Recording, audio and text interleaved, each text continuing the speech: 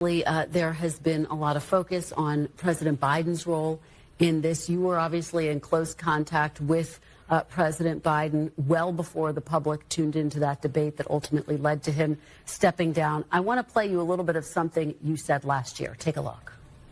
I talk to President Biden, regularly, sometimes several times in a week, or usually several times in a week. His mental acuity is great. It's fine. It's as good as it's been over the years. All this right-wing propaganda that his mental acuity has declined is wrong.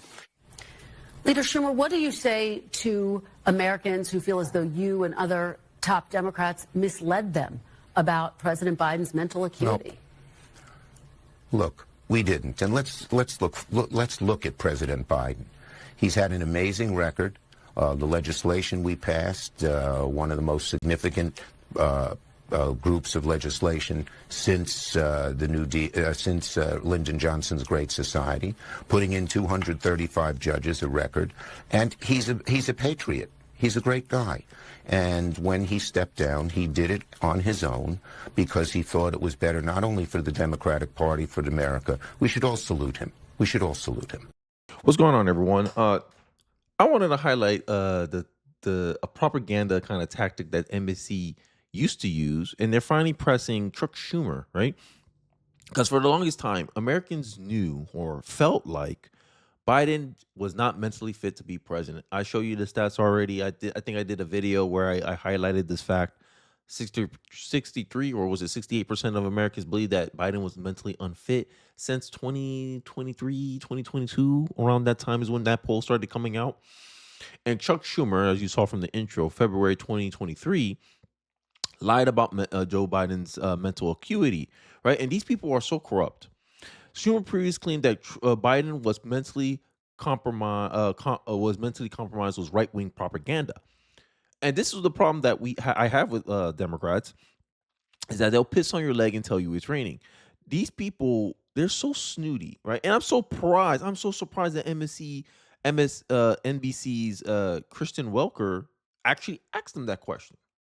I'm pleasantly surprised. And I think if mainstream media, legacy media, tries to be more objective, they may have a way to come back. And the reason I'm highlighting this is because today's January 6th, and we know where the media is going to go with January 6th. And I think I want to highlight some clips, right, that kind of goes contrary to what is going to be reported all day today, right? Because these people want you to try so hard to care about January 6th. January 6th was a riot. That unequivocally, it was a riot. It wasn't an attempt to overthrow the government. You can't overthrow the government where you have videos of cops walking people into the Capitol. That is not overthrowing the government. But they'll selectively have edited clips, which I highlighted in one of my other videos debunking January 6th. And this is one of the reasons why no one trusts January 6th, right? This is one of the reasons why people are in support of Kash Patel, because we want to investigate these people. Because it seems like the FBI is involved in a lot of stuff that seems to try to highlight the right in a bad light. But before I go into this, I want to continue highlighting how the media runs cover for Joe Biden, right? Joe Biden is like, look, this is, what's her name? Simone Sanders, if I remember her name correctly. I just want you to play this clip. I don't know when this was exactly. What hurt Democrats in November is to try to tell the American people something they can see with their own eyes wasn't true. And I think this really is the premise of my video today. The Democrats try to tell people something's not true. It's not what it looks like. And then in reality, you wait 2 years and you will confirm that you're right to on your original speculation. Like, inflation is transitory. Oh, inflation isn't a problem. The economy is good. These are the things that the Democrats keep telling you. And then when it doesn't hurt them anymore, that's when they'll admit the truth to you. Democrats hurt Democrats in November to try to tell the American people something they could see with their own eyes wasn't true. But it's not true that the president doesn't have the mental acuity. Of course it is, Simone. American people saw that for themselves in the debate. What are you saying? He can at least put a sentence together. The president elected. Still defending Joe Biden. And this is why no one should trust the mainstream media and their interpretation of January 6th. Before we get into those videos, I want to highlight a video of why many people like me support Kash Patel being FBI director is because I believe a lot of these institutions, they need an investigation. And let's take a look. Some sound from one of those nominees, Kash Patel, nominated to be director of the FBI. This is what he said about the agency that's now charged with leading this terrorist investigation. The FBI's footprint has gotten so freaking big. And the biggest problem the FBI has come out of its intel shops. I'd break that component out of it. I'd shut down the FBI Hoover building on day one and reopening the next day as a museum of the deep state. And I'd take the 7,000 employees that work in that building and send them across America to chase down criminals. Go be cops. So a lot of the people he's talking about, the 7,000 employees that work in the building, are right now chasing down criminals, chasing down terrorists, investigating what happened in New Orleans, trying to make sure nothing like that happens again. What's your reaction to that? I think Kash is right. I mean, the last 4 years, we've seen the leadership of the FBI be more focused on the political causes of the left, going after parents at school board meetings instead of going after and investigating ISIS members in America. I mean, the Jabbar in New Orleans had ISIS content on his social media account. We should have been more aware of that and planned to stop that attack from happening and going after him. And instead, the FBI has become way too bureaucratic, way too political. And Kash Patel is going to be a big part of cleaning it up. But never forget that Donald Trump is going to be the president. He's going to be in charge. He's going to instruct Kash Patel, and I expect Kash Patel will help clean up the mess. I think it's kind of hard to deny the fact that the FBI has become somewhat of a political institution, a politicized institution, like the DOJ. Like many things from the last 4 years have highlighted in plain sight. Even the last 8 years, when Obama was still in office, maybe about 10 years back, that the institutions have been weaponized and politicized. The media don't cover it. The media and the intelligence agencies reported on the dossier as if it was all true. When news finally broke that Clinton had paid for the opposition research, did she get charged for it? No, she didn't. And this is how, when the media runs cover for these institutions, this is why January 6th, no one trusts January 6th. No one trusts the reports from January 6th, right? When you have the FBI, right? And here's another thing that will highlight my mistrust of the FBI and why I believe there needs to be reform. Official testament, FBI agent phone records reveal 50,000 texts that contain messages like F Trump, stop Trump, impeach Trump. So when you got agents, let's frame this again. When you got agents that have 50,000 text messages that are negative to Trump, and then these same agents reports were used, the media used reports from some FBI agents to discredit the Hunter Biden laptop story, to control your perception of the Hunter laptop story. And this is why I've been pointing out a lot on my channel, is that the media, their job isn't to really inform you. Or let's put it this way. The media has become so politicized. The journalist inside media has become so politicized that they focus more on trying to condition your perception of reality than to inform you of reality. That's the problem that we have here, right? And I can go on I'll show you a little clip. Let's play 1 minute of this, and then I'll go back to January 6th, because this is all about perception, guys. Media wants to control your perception. This is why I agree with Malcolm X when it comes to this, is that the media is the most dangerous entity in the Western Hemisphere. It can make the innocent guilty, January 6th. Now, not a lot. Some of them weren't innocent, but a lot of them were innocent. They just happened to walk into the Capitol. Police was letting them through. There's a video where you see a January 6th rioter get cuffed by the cops, and they uncuffed him. That sounds like someone trying to overthrow the government? But this is the perception that the media wants you to have about January 6th. So therefore, when you see Democrats, which you're going to see today, I won't be able to cover it. I'll probably cover it the next day. When you see them crying foul about January 6th and talking about how we should go against Trump's certification, we should go against certifying Trump's election because he's a adjudicated insurrectionist, whatever the hell that means. I never heard of you've been an adjudicated murderer, so therefore you can't get a job. I never heard of that before. But they're creating all these new terms, right? New York convicting them of a crime so that way the media and liberals and the Democrats will have talking points. Because end of the day, at this point, I already see journalism since 2018 has been known as the most liberal profession. You're already a biased institution. So it's hard for me to really trust an institution like that to not do things in their own political interest. But I digress. I want to show you some flashbacks, and then we'll get into why January 6th, no one cares about it anymore. This Steele dossier, you were the chief campaign strategist. This is 2017. When did you know that the campaign was helping to pay for part of it? First of all, I only learned that when it came out in the paper. I didn't know that we were paying the contractor that created that document. I didn't. I regret I didn't know about Christopher Steele's hiring pre-election. If I had, I would have volunteered to go to Europe to try to help him. How could both the chair of the DNC and the Clinton campaign not know about these payments? For the first time, U.S. investigators say that they have corroborated some of the communications detailed in a 35-page dossier compiled by a former British intelligence agent. U.S. officials tell CNN that last year, the FBI used a dossier of allegations of Russian ties to Donald Trump. So I want to make this an example. You see how they use the framing? People, because they happen to be in a position of authority, right? Let's say FBI agents. Remember, I just showed you 50,000 text messages that are purely negative against Trump. These agents come out. I don't know wherever they are around the world. They make a claim about something. The claim is actually false, right? But we don't know that yet. The media then reports that agent as a source. Sources tell us that the Biden dossier, the Russian dossier has some evidence to corroborate the fact that Trump's a Russian agent. He's a Russian asset. And then they throw a whole narrative around there to get you believing this stuff.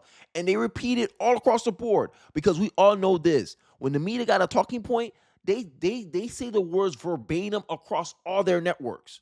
How strange is that? I never seen that. Like, it's like if we went on YouTube and all the YouTubers were reacting the same way, using the exact same phraseology as each other. The media do this, especially the left-wing media, in lockstep. But here we are, right? Joe Biden to reward medals to Cheney, Clinton, and Soros. Imagine that. So there's a method to my madness, guys. I'm getting there. There's a method to my madness, right? So I saw you hoaxes that Hillary Clinton perpetrated, Liz Cheney perpetrated. Here's George Soros, who pushed all those progressive DAs that allow crime to get so bad in the country, right? And this is why the outrage over Trump not getting convicted is so laughable by the left. In New York.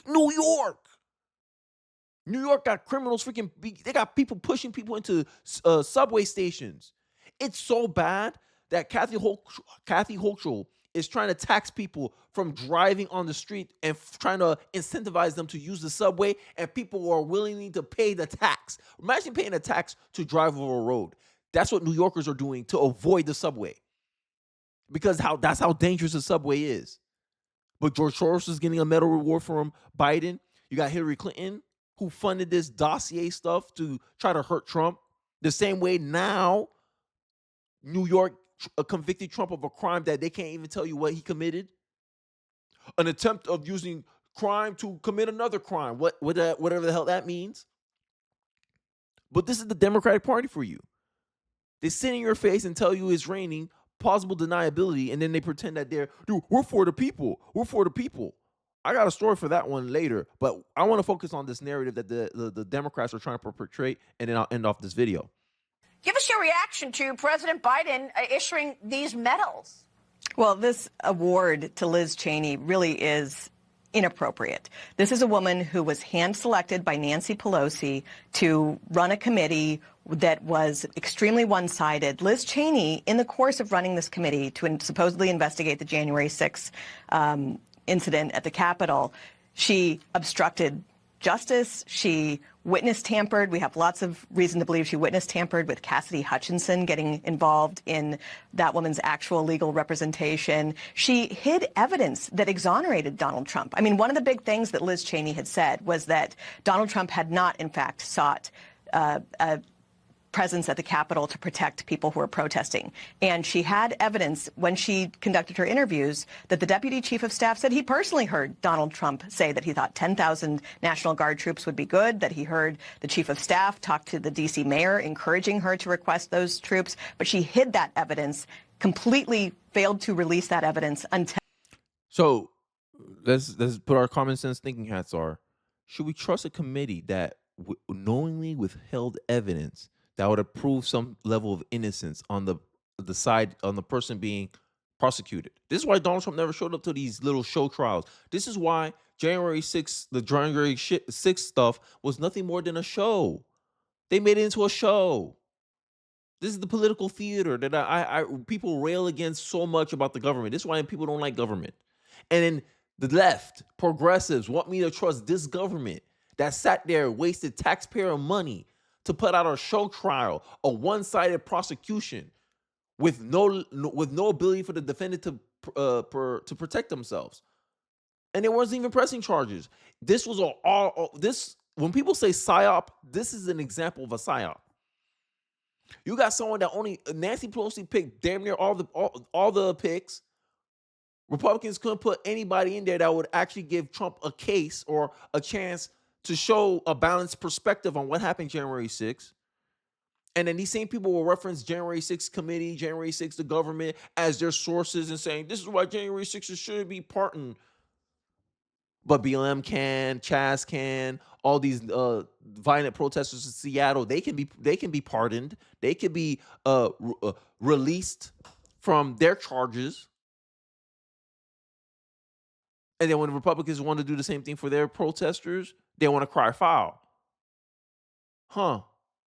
How convenient? How convenient for the left, huh? Your opponent wants to do something you're doing. You project the moral high ground, even though you're a hypocrite. You want to blame the other side for misinformation, but look at you. All you guys do is perpetrate misinformation. Unproven sources, you act like it's plausible. When the right put up unclaimed sources, unproven sources, you automatically perceive them as false. When objectively they should be treated the same. So why they're not being treated the same? Because it's politicized.